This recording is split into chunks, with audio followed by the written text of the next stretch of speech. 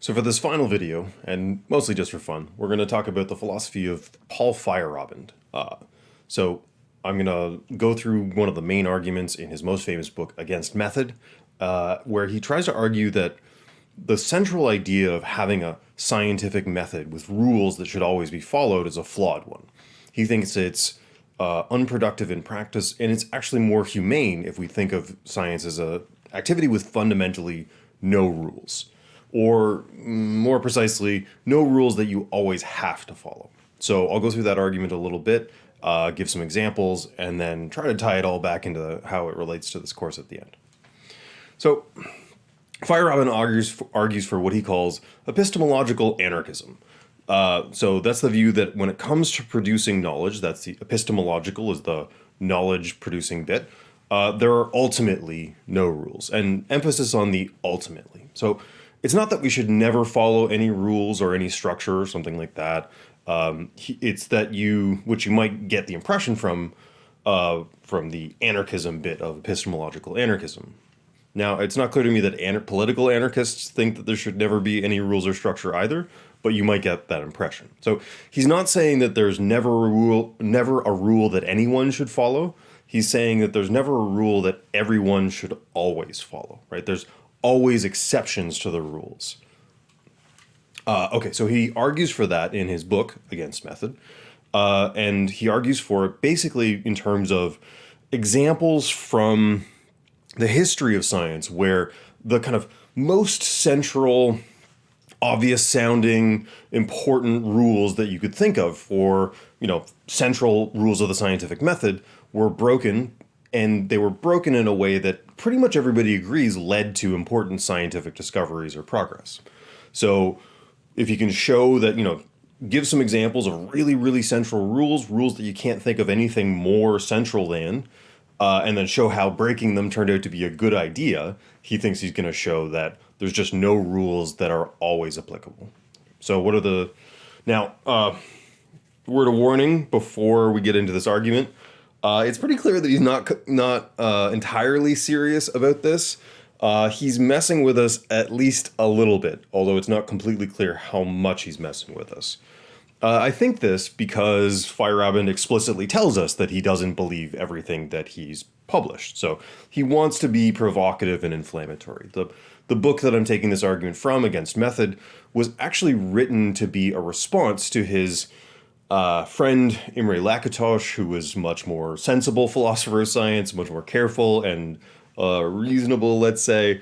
So they were going to have and Lakatos came to Feyerabend and said, "Hey, would you write half of a book for me that's as wild and inflammatory as you can make it, so that I have something fun to argue with?" So the original book was going to be for and against method, but sadly Lakatos died before we got his half of it. So this is half of a book that we're reading from, and it's supposed to be the half that Feyerabend really lets loose in and gives Lakatos something fun to argue against. And he, even more than that, Feyerabend very explicitly tells us that he's not going to be serious all the time. So this is a quote from not this book, but a later published paper called Truth, Honesty, Justice, and so on. He says, quote, "Always remember that the demonstrations and the rhetorics used do not express any deep convictions of mine. They merely show how easy it is to lead people by the nose in a rational way. An anarchist is like an undercover agent who plays the game of reason in order to undercut the authority of reason." Okay, so he very explicitly tells us that he's not super serious about this, but I think it's a fun and interesting argument and fun to bounce off of, at least. Okay, so what's the main argument? So his claim is a really strong one. He says there are no rules that are always good to follow in science, right? So there's always room for exceptions for any rule that you can think of. To show that, he comes up with a list of what he thinks are the most central, important rules in science, and then, as I said before, he shows how there were really important exceptions to those rules made by famous scientists of the past who did things that, contravene the rules, but that everybody agrees somehow constituted important scientific progress. Therefore, treating rules as universal would have held back the progress of science. So here are some of the principles that he lays out, and he thinks he can find exceptions to all of these. So, for example, don't contradict well-established scientific theory. So if you're producing something, it shouldn't fly right in the face of like really well-established science. Sounds reasonable, right? Don't fix your problems with your theory using ad hoc hypothesis. So an ad hoc hypothesis is when some observation seems to ruin your theory. So what you do is just sort of tweak the theory a little bit, just to like, oh yeah, well, what if we change it a little bit like this? Now it works, great. Okay, so you can always fix up your theory to deal with contravening evidence by adding more and more of these ad hoc hypotheses. But generally speaking, it's understood that you should try your very best to not do that, because that's bad scientific methodology. And of course, don't ignore the evidence of your senses. That's got to be the most central one, right? So science is based on our experience of the world. If you're ignoring what your senses are telling you, that's just the most anti-scientific thing you can think of, right? So Feyerabend thinks that these kind of things are the most important central rules of scientific method, and he's going to try to convince us that there are crucial exceptions to these rules that everybody agrees are scientific progress. Okay, so one of his best examples is Galileo. So Feyerabend thinks that great science is often achieved by somebody who's, quote, an unscrupulous opportunist. That is, somebody who's willing to do whatever it takes. That is, they're willing to break the rules and, really fly in the face of tradition and, do the unexpected and really just create whatever advantage they can in the pursuit of knowledge. So everybody, I take it, agrees. I've never heard anybody argue that Galileo wasn't a monumental contributor to science. Galileo's contributions stand out as some of the most important in the history of science. I've never heard anybody claim otherwise. So if you can show that Galileo was breaking all the rules, that, Feyerabend thinks, shows that those rules can sometimes admit of exceptions. So Galileo was a really brilliant scientist. He was also a bit of a showman and a bit of an opportunist.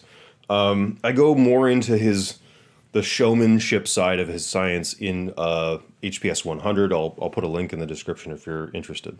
But right now, let's just talk about some of the ways in which Galileo was contravening at least the first of those principles, which is going against well-established science and ignoring what you might call the evidence of your senses. Okay, so Galileo is super famous for defending the heliocentric model of the solar system. That is the model of the solar system that has the sun in the middle, which is correct, right? But there were some really serious problems with his view at the time. Like, people had really good objections to a heliocentric model that, frankly, Galileo really didn't have clear answers to. So the church, for example, he's famous for having been persecuted by the Catholic Church for his views. The church was fine with this as a calculation tool. So if you want to use a Copernican model, the heliocentric model of the solar system, that's fine for them, just so long as you don't claim it's true. And for one thing, that contradicted about 2 passages in the Bible. But the Catholic Church's whole job is interpreting the Bible for people. So for them, doing a reinterpretation wouldn't have been a huge deal. They could have done it if they felt like it. And of course, since then they did. The Catholic Church no longer holds that the Earth is the center of the solar system. So what were the scientific arguments against Galileo's view? There really were some. So for one thing, if the Earth goes around the sun, how come we don't see what's called stellar parallax? So parallax is when you shift from side to side, close-up things move more than far-away things. So, if I go like this, if I go like this, right? So if the stars are really far away, and assuming that they are not all exactly the same distance from us, if the Earth is going around the sun, they should shift relative to each other, right? There should be that's called stellar parallax. So in Galileo's time, the tools available for observation were not nearly accurate enough to detect stellar parallax. So it's a prediction of the theory, right? A prediction of the Copernican model of the solar system, the idea that the sun goes around, or the Earth goes around the sun, is that there should be some observable movement in the relative position of the stars. People pointed their best available tools up into the sky and saw no observable movement. So his theory is contradicted by the evidence at the time.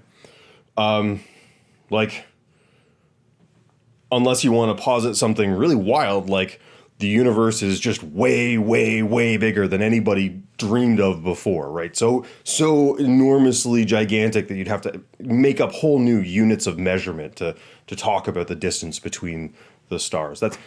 That's the kind of wild hypothesis you'd have to add on to this theory to make it fit the observation. And that seems a bit ill-motivated. There's no reason at the time to suppose that the universe is unimaginably vast, except to make heliocentrism fit with the observations. That's bad science, right? That's ad hoc hypotheses. I mean, or how about this? If the Earth is spinning round and round, so the heliocentric model also has the Earth spinning around every 24 hours, the whole entire planet going around every 24 hours. If the Earth is spinning around like that, why is it that when you drop something from a tall building, it doesn't zoom off into the horizon? Like, shouldn't it zoom off onto the horizon?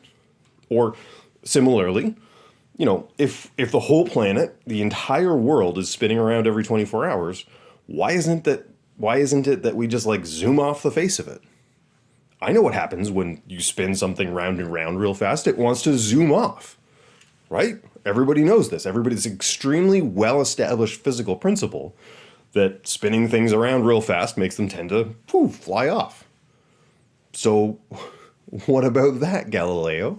Right? He's building this theory that's obviously contradicted by the most simple, well-established universal sense data that we have.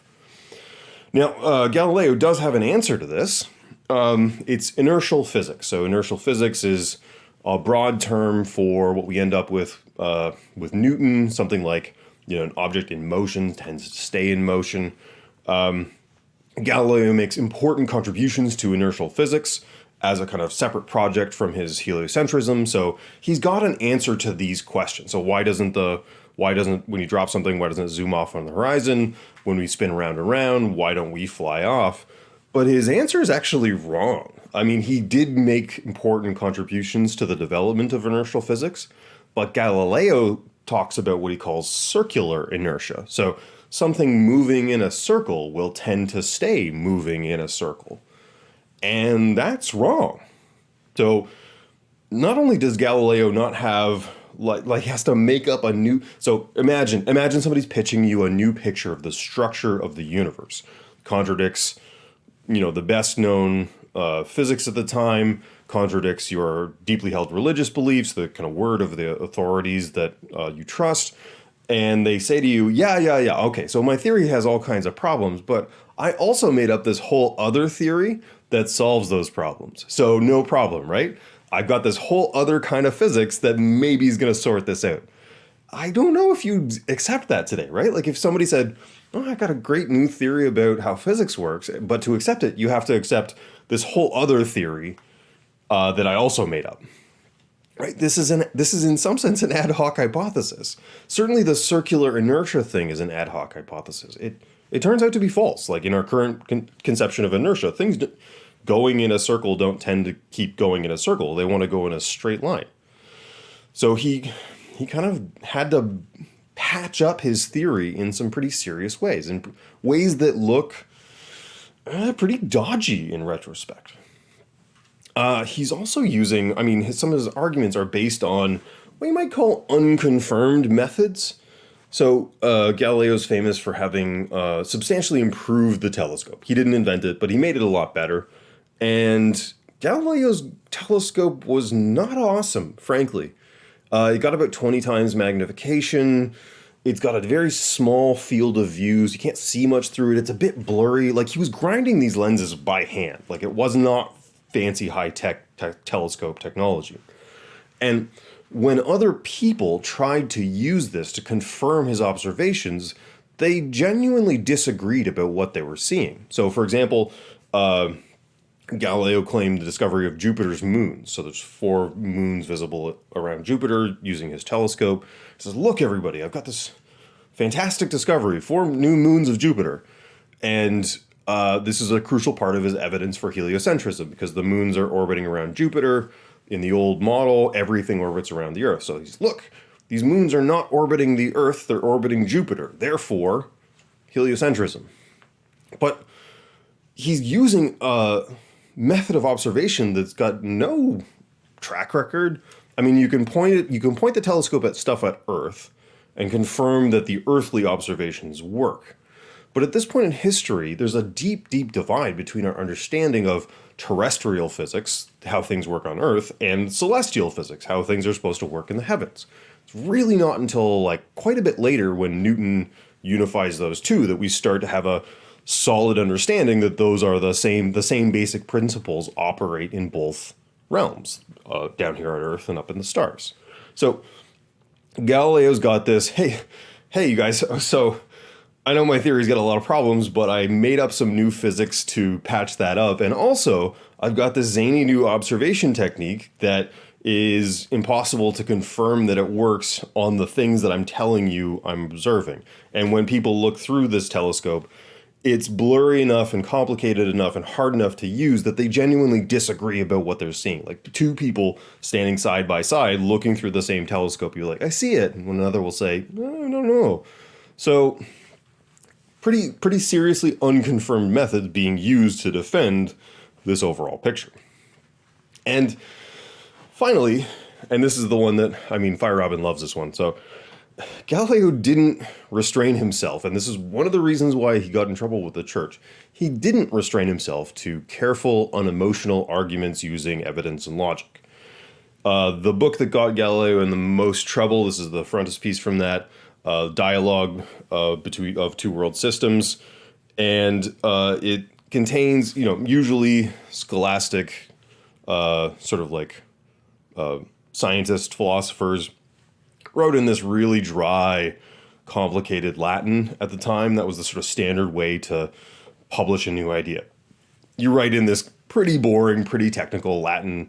You make all these kind of careful distinctions, and you're very meticulous and all that stuff. Galileo is writing in Italian. He's writing in this fun, kind of witty prose. It's accessible. It's like popular, which is a no-no. And the book is actually a dialogue between 3 characters. Salviati, who's a kind of stand-in for Galileo. So Salviati's like saying Galileo's opinions. Sagredo, who's an intelligent and kind of neutral layman. So Sagredo's just a guy that is somewhere between, he's got an open mind, he's not quite sure. And Simplicio, who is a dogmatic and somewhat dim Aristotelian. So Simplicio bumbles his way through this dialogue being a bit unintelligent. And Simplicio is the one who's saying the Pope's opinion. The official church opinion is put in the mouth of somebody who's not that smart. So Galileo's using his kind of like, he's advertising and marketing acumen. He's appealing to the crowds. He's appealing to the popular audience to kind of build support for his case. He's not going through the official boring Latin scholastic channels. But nonetheless, he's right? Okay, so to go back to these, I think you can see Galileo breaking all of these, right? Don't contradict well-established scientific theory. There's no scientific theory that's more well-established in the sense of like being believed and having lots of work done on it than the Aristotelian physics of his time. That had been around for like 1,500 years. Don't fix your problems with your theory using ad hoc hypotheses. We see him doing this all over the place. And don't ignore the evidence of your senses. Well, I know what happens when I spin something around. That's evidence of my senses, the most basic evidence that is available. And we see Galileo running roughshod over all of these rules. But nonetheless, making enormous contributions to the history of science. And again, I don't know anybody who doesn't think that's true. Let me just do one more from Newton. Of course, Newton's theory of gravity is one of these enormous breakthroughs in the history of science. He as I mentioned a minute ago, he unifies the kind of physics of the stars and the planets, sun and the moon, and physics here on Earth. So he brings together like the two previously quite separate realms of physics into one unified whole. Who could think that this was a bad idea? Really, like, again, nobody I'm aware of thinks that Newton made any kind of like bad moves here, in the sense that like we didn't make massive progress with Newton's theory. But it did break one of the fundamental rules of science at the time. So recall, mechanism. So Newton is working within the kind of scientific revolution. In some sense, he's the kind of the high watermark of the scientific revolution. And one of the most central parts of the scientific revolution is the idea that we're only going to explain things in terms of mechanisms, in terms of the way physical things push and pull on each other. And this was profoundly important to getting out from under the kind of Aristotelian picture of the world. So Aristotle explains things in terms of their goals and their purposes and their essences, all this kind of metaphysical stuff. And the scientific revolution involved the kind of community of thinkers saying, okay, boys, we got to buckle down and really just try to explain things in terms of the pushy-pulley bits, right? Like, tell me what actually moved this thing into being the way it is. Don't tell me what its goal is or what its essence is. Those are not on the table anymore for explanation. So just mechanisms. And the purest form of this idea is that matter can only do one thing: take up space, right? Your explanation should ultimately boil down to the way in which matter pushes around other matter, excludes other matter by taking up space. So this is the context in which Newton is working. One of the fundamental rules, and I think everybody, well, it's an important rule at the time. Okay. So, what's Newton's mechanistic explanation for how gravity works? He has no idea. He said specifically about this, hypothesis non fingo, which is Latin for I have no idea, please stop asking, right? I'm not going to make something, I have no idea how gravity works mechanistically.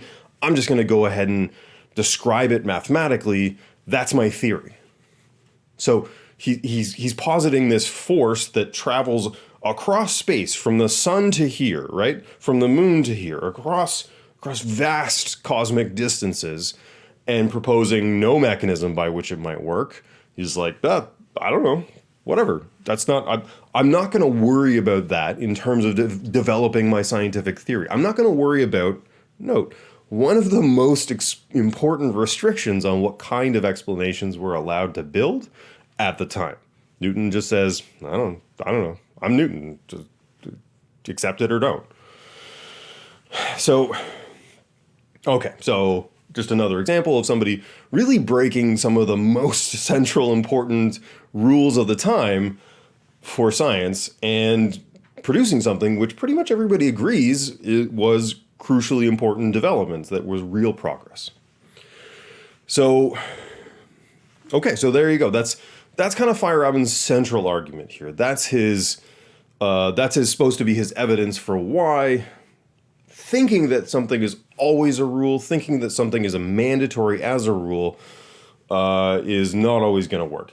Again, he doesn't think that there's never rules you should follow. Maybe 2 + 2 can equal 4 most of the time, but that you shouldn't think that that's always going to be a rule. That is, you should allow some space and room for rule breaking for any given rule. Okay. So what should we think about that? I'm not going to argue against Feyerabend here. I will tell you that most philosophers of science don't agree with his basic idea.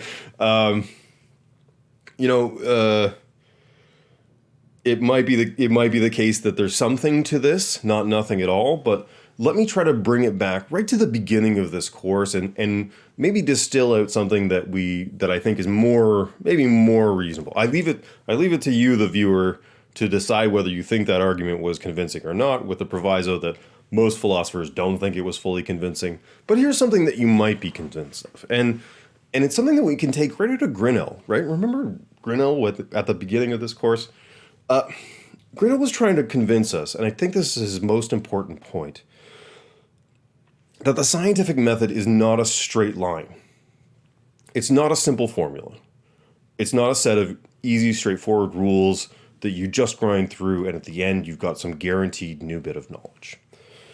The scientific method is a constantly changing, constantly developing set of tools and methods and metaphors that have never settled down. And if you look at the history of science, I think it's pretty clear. The methods have never settled down into some fixed set of rules. We looked at a few examples of this. I'll just remind you of just one of them.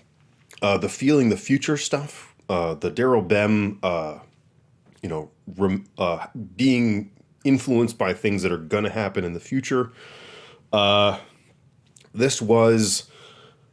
Bem was following all of the rules of psychology at the time. He was running psych experiments in the most paradigmatic way that he could, right? Following the methodologies of his discipline at the time. And this was, it was published in 2011. This is not ancient history. This is not Galileo breaking the rules.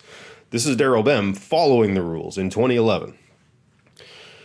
What that incident sort of brought up again, which is something that sort of philosophers and historians of science have been talking about for quite some time, but it brought it back into the kind of scientific imagination, was that the rules have to change. And sometimes the results of science feed back into the rules, right? We make some observations, we run some experiments, and the conclusion is not just, oh, here's a new fact about the world. It's, oh, we need to rethink the way we're doing this, right?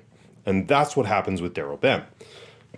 I think that's the kind of important lesson from this is, as recently as 9 years ago, the scientific method has been evolving. And I promise you, up to this day, it continues to evolve in ways that it is not easy to predict. It's not easy to say how they're going to continue to evolve in the future. If we already knew, we would just sort of jump to the end and have perfect science. But we can't. We don't. We do not know how it's going to change. We're continuing to explore and develop these methods, just like we're continuing to explore and develop our understanding of the world itself. So when Feyerabend says there's no such thing as a rule that's valid, that's one thing. You might or might not agree with that. You might think maybe math is a set of rules in science that are always valid, or you might think that there's some kind of central core of rules that are always valid. Okay, so you might disagree with that, but maybe he's offering a kind of exaggerated version of a really quite deep insight into the nature of science, which is that the rules of science should not be considered fixed or even that clear, right? Maybe it's the case that science itself is a work in progress, and that allowing it to be a work in progress is the more productive and humane way of thinking about it, so that we don't get A, stuck in a way of doing things that doesn't help us, or B, like lost in our own imagination of things, right? Like if you believe that your method is infallible, you're going to have too much confidence in something that's genuinely a work in progress. So remaining open to the possibilities of doing better science in the future might not just be more productive, but more humane as well. So, yeah, the real strength of modern science, I would argue, is its ability to change itself, right? And that's the beautiful, magical thing about it, is that it's constantly developing and constantly changing. When we treat scientific methodology as a kind of monolithic, fixed set of ideas, you lose that dynamism that makes it what it really is. And on that note, that's the end of the course. Thank you so much for following along with me. It's been a great honor and privilege, and I hope you enjoyed it.